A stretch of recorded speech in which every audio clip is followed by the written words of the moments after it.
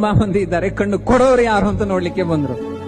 ವಾದಿರಾಜರು ಕೃಷ್ಣನ ಆರಾಧನೆಯನ್ನು ಮಾಡ್ತಾ ಕೃಷ್ಣನ ಪಾದಕ್ಕೆ ಗಂಧವಿಟ್ಟು ಕೇಳ್ತಾರೆ. ಒಬ್ಬ ಹೊರಗಡೆ ಭಕ್ತ ಕಾಯ್ತಾ ಇದ್ದಾನೆ, ಕಣ್ಣು ಕೊಡು ಅಂತ ಕೇಳ್ತಾ ಇದ್ದಾನೆ. ನಿನ್ನ ಪಾದ ಕಮಲವನ ಅನನ್ಯವಾದ ಭಕ್ತಿಯಿಂದ ಆರಾಧನೆ ಮಾಡ್ತಾ ಇರುವ ಭಜಕ ನಾನು ನಿನ್ನ ಪಾದಕ್ಕಿಟ್ಟ ಗಂಧವನ್ನ ಭಕ್ತನಿಗೆ ಕೊಟ್ಟು ಕಣ್ಣಿಗೆ ಮುಟ್ಟಿಸಿಕೊ ಅಂದಾಗ ಅವನ ಕಣ್ಣು ಕಾಣಬೇಕು. ಕೃಷ್ಣ ಜಾಗ್ರತೆ, ದೇವರ ಹತ್ರ ಮಾತನಾಡೋದವರು, ವಾದಿರಾಜರು ಮಾತನಾಡುವ ಕ್ರಮ. ನೀನು ಆ ಭಕ್ತನಿಗೆ ಕಣ್ಣು ಕೊಡ್ಲಿಲ್ಲ ಅಂದ್ರೆ ವಾದಿರಾಜರ ಮರ್ಯಾದೆ ಹೋಗೋದಲ್ಲ, ನಿನ್ನ ಮರ್ಯಾದೆ ಹೋಗುತ್ತೆ. ಯಾಕೆಂದ್ರೆ ಭಗವದ್ಗೀತೆಯಲ್ಲಿ ನಮೇ ಭಕ್ತ ಪ್ರಣಶ್ಯತಿ ಅಂತ ದೊಡ್ಡ ಸ್ಲೋಗನ್ ಅನ್ನ ಸೃಷ್ಟಿ ಮಾಡಿದವ ನೀನು.